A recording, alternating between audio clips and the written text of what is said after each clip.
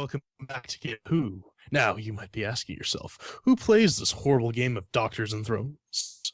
Well, that would be me, Jordan, this clown over there, Mr. Vince Stone, and our pet android himself, Pedro Mateus. This week's episodes are Journey to the Center of the Tardis and Kissed by Fire. So, Ven, were you kissed by fire?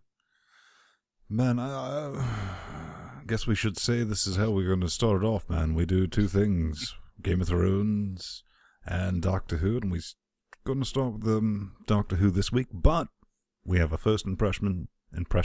Neat word. We're going with impressions this week, and then we have our problems. We're going to do the same for Game of Thrones, but yeah, Kissed by a Fire. Man, I was kissed by a metric ton of meh for this. Oh, man. Fucking magnets, man. How do they Fucking work? magnets. Most sophisticated ship in the universe. And magnets throw it off kilter. Time Lord technology, ladies and gentlemen.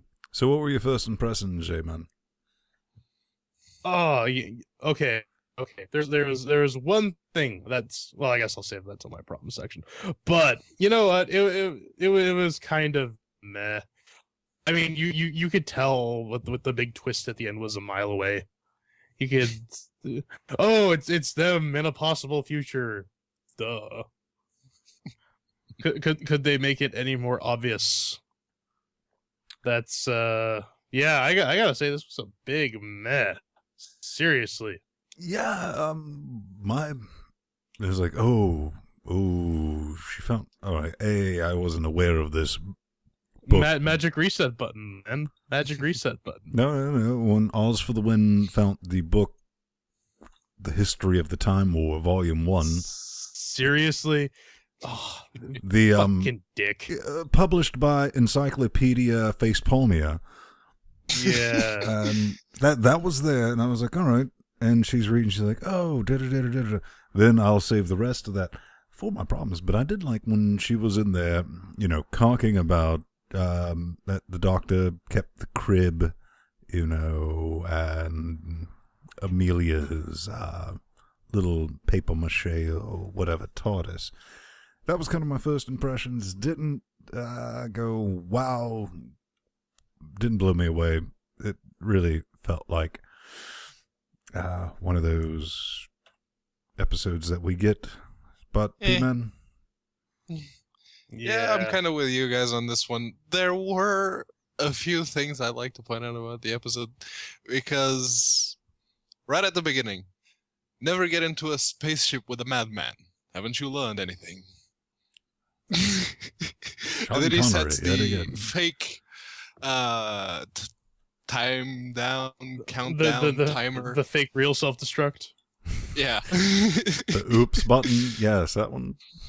Yeah, that was amazing. And going back to what Ven was saying, the Time Wars book, I'm kind of curious. I want to know more about the Time Wars. Yeah, I mean, come on. Moffat was teasing us with that. That was my first thoughts. Like, history of the Time War. Oh no, we're not going to see any of that. You son of a bitch. Yeah, and it just really irritated me that he was like, "Oh, I know his name," and I was like, and then they pushed the big old reset button. Well, it's a big friendly button. We'll get to that in a moment. Yeah. Pretty much. There were a few other first impressions because, well, bottled encyclopedias. Just, take the lid off. I'm a genius. So do you think that's how Time Lords learn their everythings? Well, that would explain how they're able to retain that much information. I mean, the Doctor is, 900-something years old? This also an alien. Mm-hmm. Also an alien. So, yeah, I mean, maybe, possibly, but still. And so they finally got around to acknowledging that there are more than one Clara Oswalds out there. Did not forget about that. That was awesome. I'm gonna pick your brain for a minute. What did you think about the throwaway cast they introduced with the androids and the other two guys? It's like, yeah, here we go. Clearly, some people that had some dirt on Moffat, because there's no reason they should have been in this. Yeah, they're kind of a waste of casting. They weren't particularly good either. Yeah, I guess they needed another sort of monster of the week that's not actually a monster, but serves to drive the plot of another episode that doesn't particularly go anywhere. The monster is you and me. Don't touch, guys. Don't touch me, Pedro. Don't touch me, Romel. Well, time will reassert itself. Time will reassert. Oh, all right. So, all right.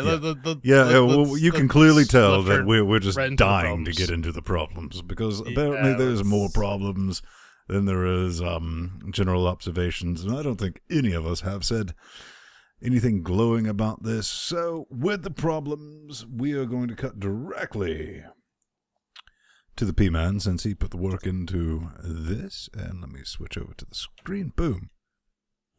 Ooh, magic. Anyway, problems it is. So, start of the episode, first thing you see, the Tardis getting craned in. Green screen. Glaring green screen. I don't think they use green screen with CGI, man. No, it's all real, don't you know? There was that, and then Oswin wakes up, and she sees, oh, blinking red light. That usually means trouble. I'm gonna open the door anyway. Click! Fire rushing towards her. How do you outrun a blast? You casually jog down a corridor, and then I think you're being too nice. You were being too nice. That wasn't a jog. That was like a moderately fast waltz. A brisk pace. If that. Yeah.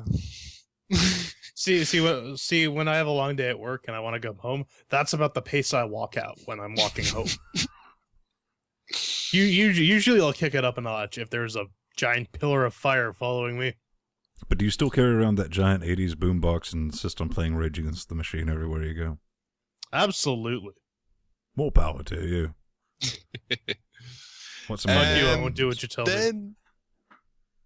Yeah, and then there was the magic tree that can spawn any mechanical device you want. Just, you wish it, there it is. No, I think the Tardis needs to want to make it. That was the catch. Yeah. Yeah, well, the TARDIS needs to want to make it, but come on! How many times has the TARDIS been literally endangered to the point that might have actually come in handy? I can only think of like one time the TARDIS was seriously curb stomped, and that was when it was stuck in a bubble universe with the Doctor's wife. Yes. Yeah. But here's one of my biggest issues. All right, I'm the Time Lord, and we got Oz for the win, hanging out. Most powerful ship, period, ever, period. How big is it? Imagine the biggest ship you've ever seen, then just keep on going.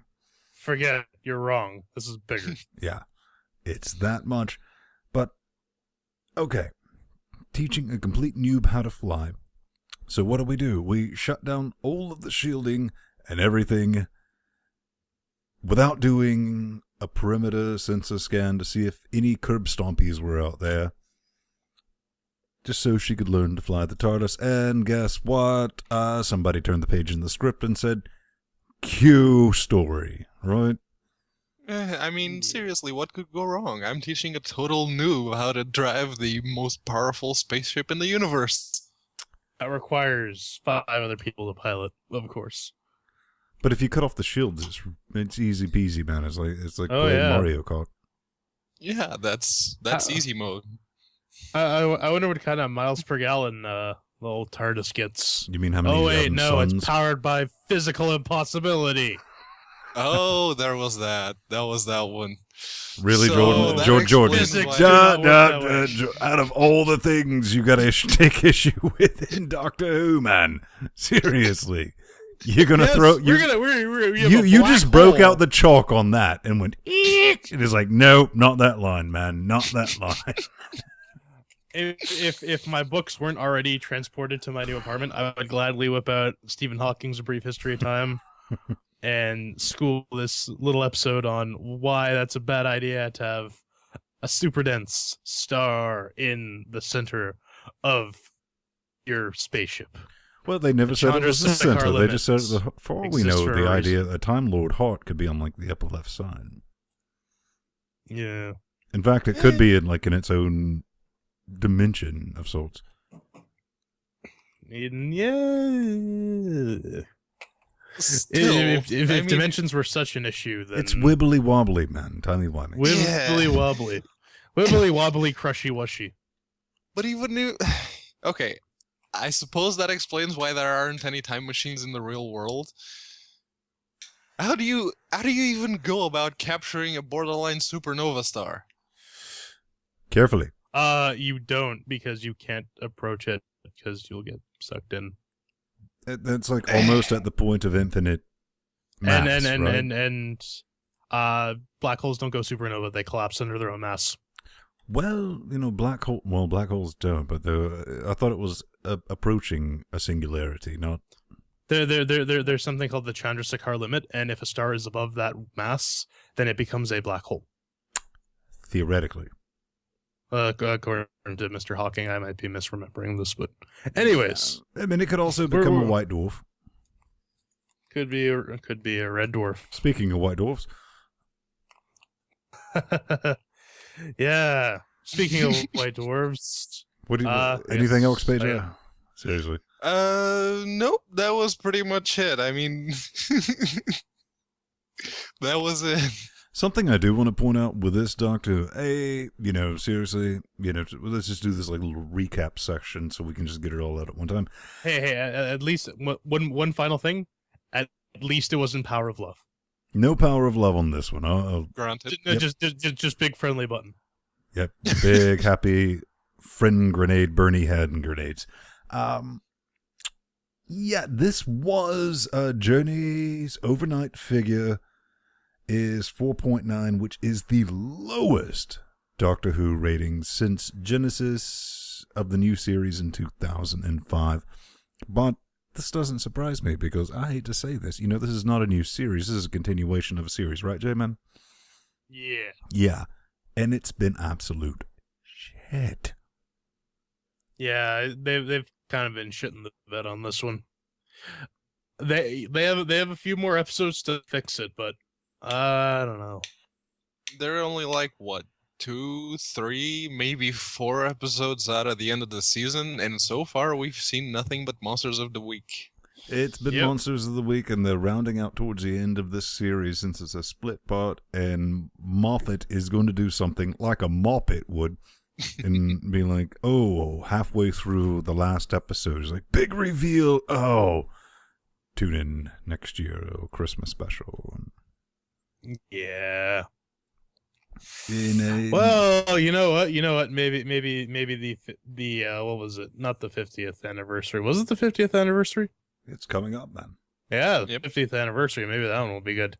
Eccleston or no Eccleston. Yeah, at least we got Tennant on board and Baker. Yay, Tennant. Yeah, it'd be hilarious if Eccleston does in fact show up and he's just like, I was messing with you guys. Not gonna happen. That would be though. nice.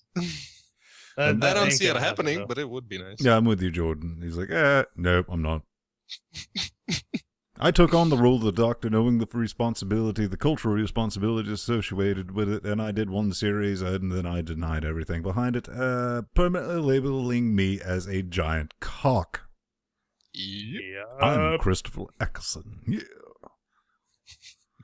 more like Christopher Dickelson. Oh, all right. Zing! All right.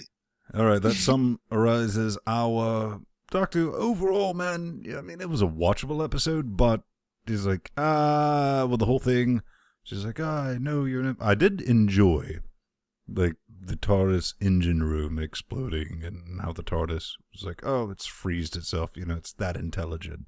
I was like, yeah. It's kind of neat.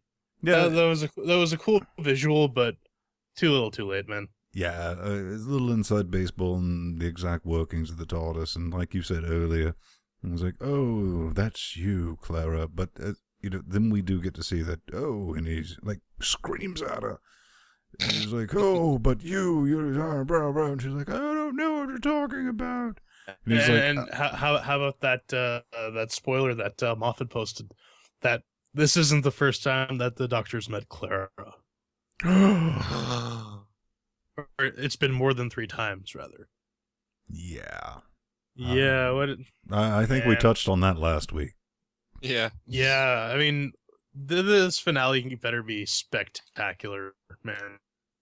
It turns out it's just one of River's regenerations. You know what? I got some money on that.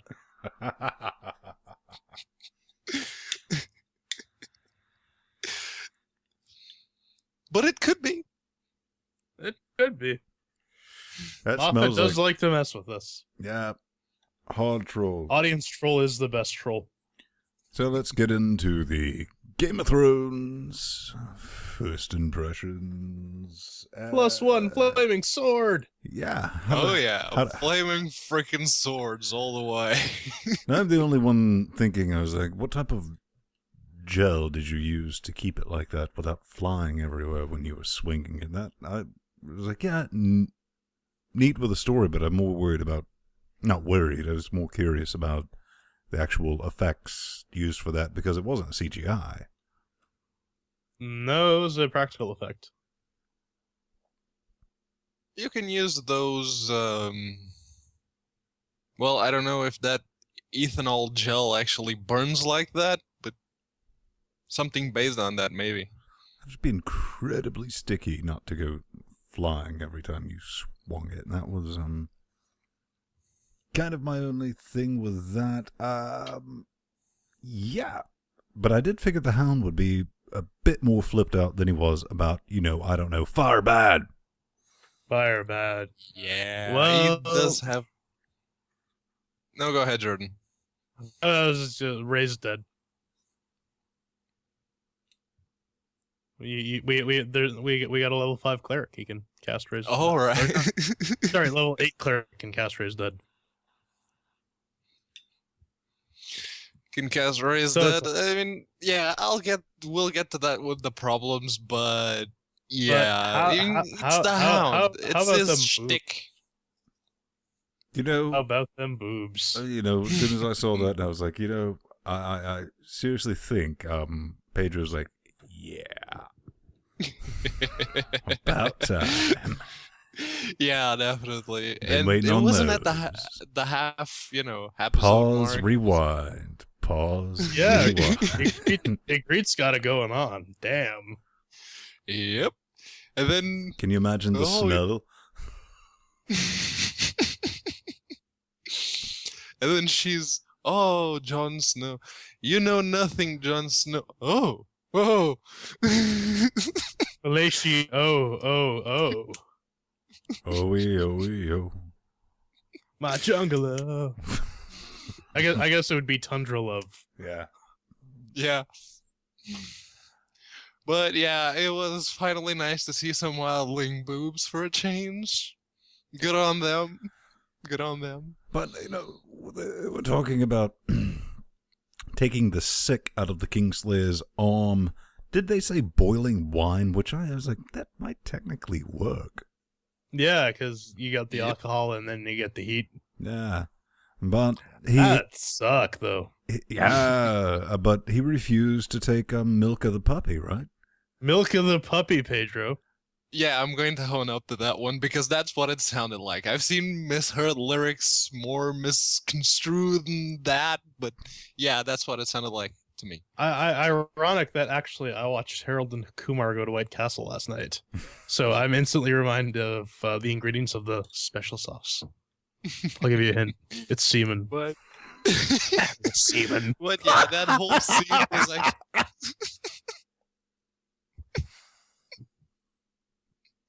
Really? No, nothing kills pain like big bowl of puppy milk of a puppy. I just want to see the puppy milking device, but go ahead, Pedro. Yeah. Milk now with more vitamin R. That whole scene was actually amazing, barring my misinterpretation of what the maester was saying. Well, the non-maester, as the case may be. Former. He was like, "There will be pain. I'll scream. Quite a bit of pain. I'll scream I'll harder. scream loudly." And then he did. That was amazing. It'd just be good if they just cut away to the guys who's like, "Oh yeah, pray it, woo!"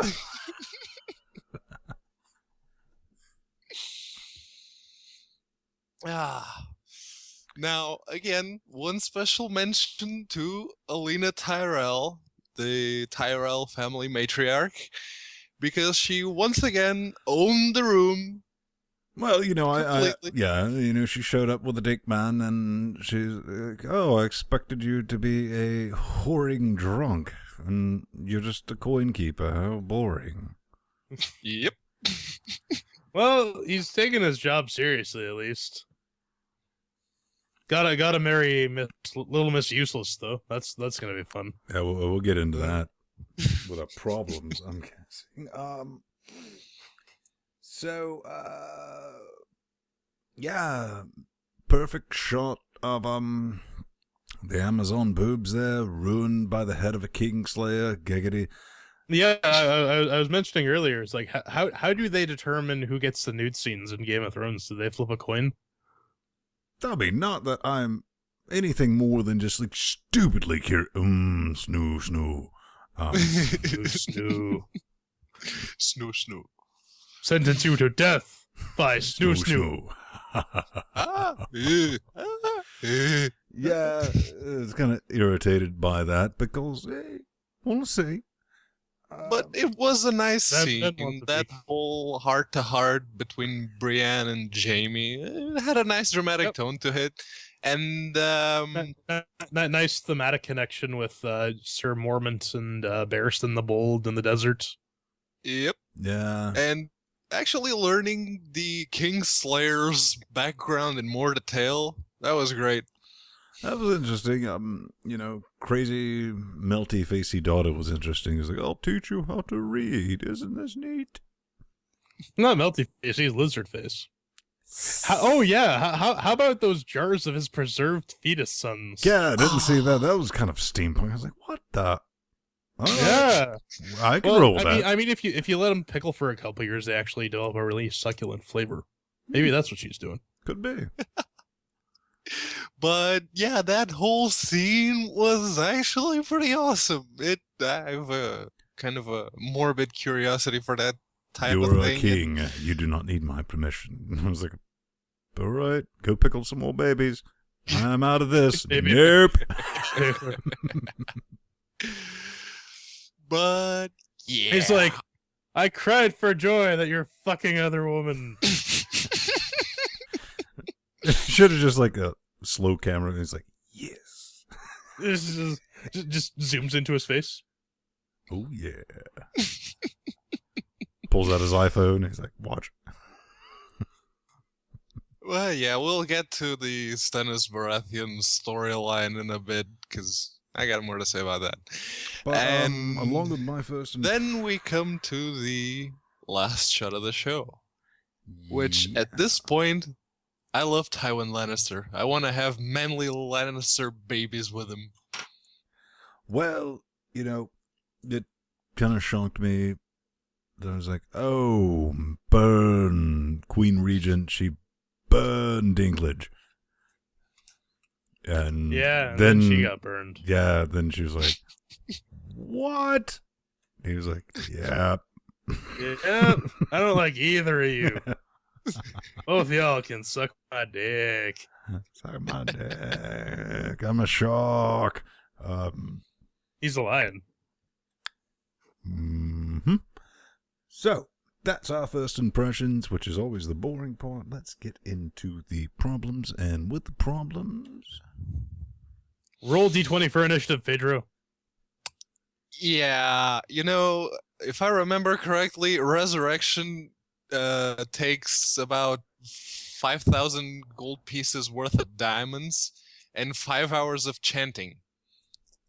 Also, there's the level loss, but I think that got kind of taken into account. Yeah. What But the hell are the you whole- nerds talking about?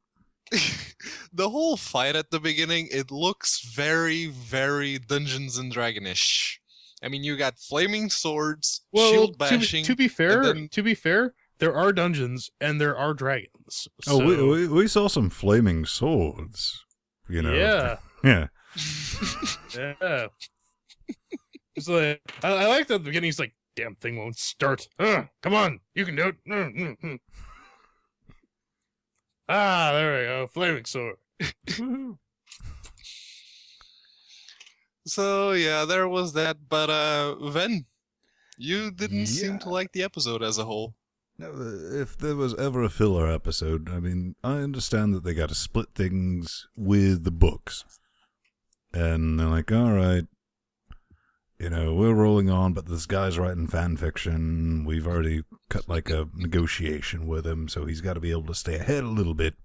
But he's been writing really slowly lately. So is it going to come down to, instead of cutting one book into 2, it's going to be cutting the next book into 4? And the book I after. should hope not. The Feast for Crows is considered considered the weakest book in the series, from what I understand. I even read it. Well, I didn't read it in English because the original version wasn't available in Portugal at the time. So I had to read it in Portuguese. So I'm maybe a little off on my details, but yeah. Going back to the episode, I'm starting to hate Rob Stark at this point. Why? What did he do Well, to you? he has the exact same failings as his father. He's an honor-bound idiot. Honor is for idiots and Klingons. I thought he just liked chopping off heads. That's the thing. He doesn't seem to really like to chop off heads. If he was more like his father, he would have taken the greatsword and chopped off all the 5 guys, and the Watcher. Not just the. You kind of liked that, didn't you? Yeah, that was awesome. That was the one redeeming point to the whole Rob Stark arc.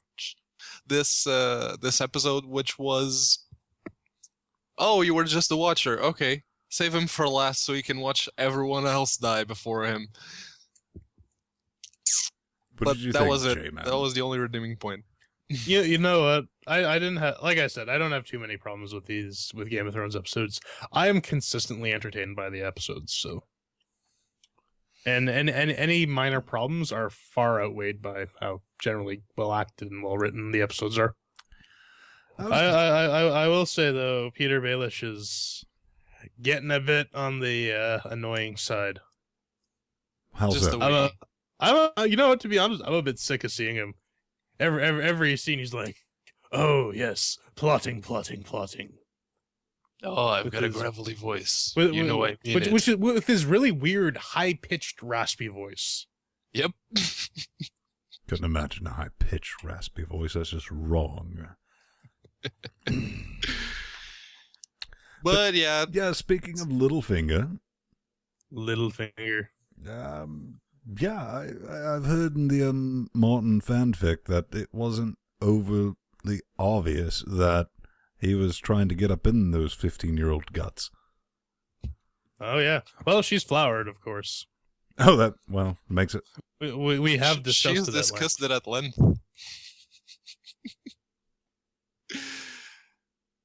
Yeah, that kind of seems to be an ongoing thing.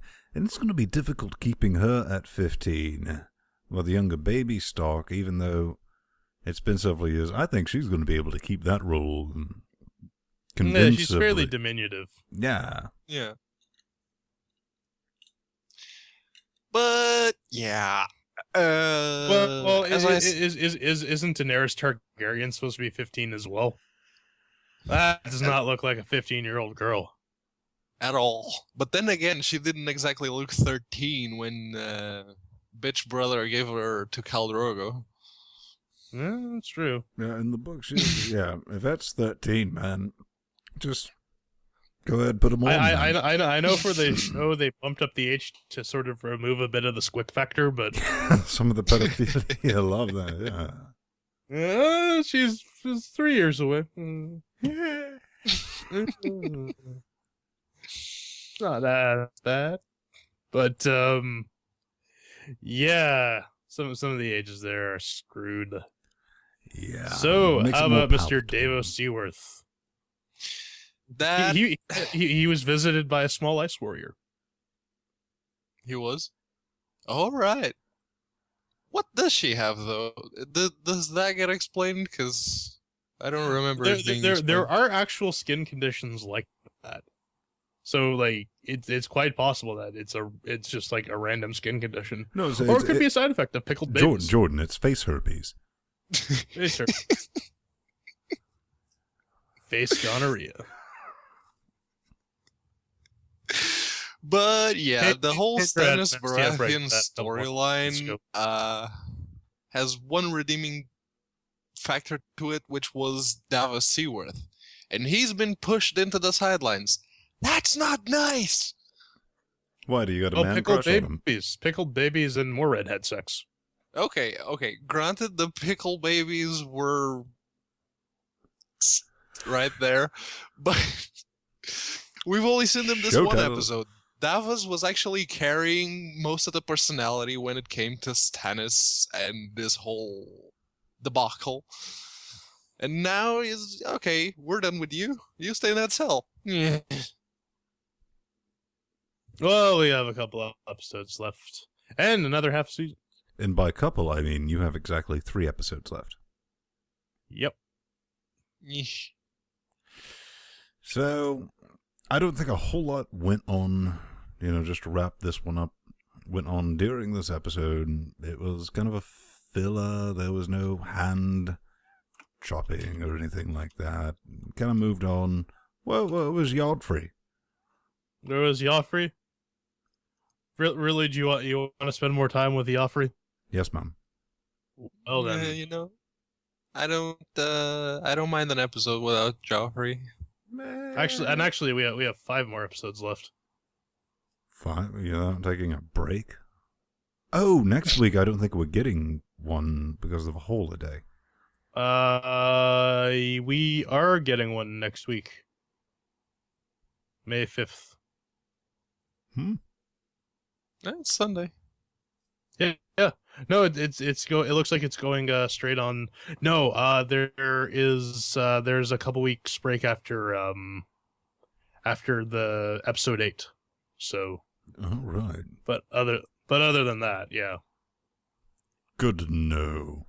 So, what were your general thoughts for this episode? I mean, for me personally, like I said, kind of like Doctor. Well, no, nowhere near as bad as Doctor Who. I just kind of felt like this was a bit of a filler. We got some neat things to watch, but it didn't. It was a character. It was an episode about character development. Yeah. And there was a whole general theme of grown-ups and childs loving each other. Yeah, grown-ups and children. So do you say it's going to wrap it up, guys? I'd say that wraps up this week's Game of Who. So you can find us at gameofwho.com. You can stalk us online. I'm Jordan. I'm at The Burning Fool, or plus Jordan Svung on Google+. This guy is Pedro Mateus. He's at Unaccounted For, or plus Pedro Mateus. And this strapping young frost giant is Mr. Ven Stone at Ven Stone, or plus Ven Stone. And we'll see you next week. Cheers, guys.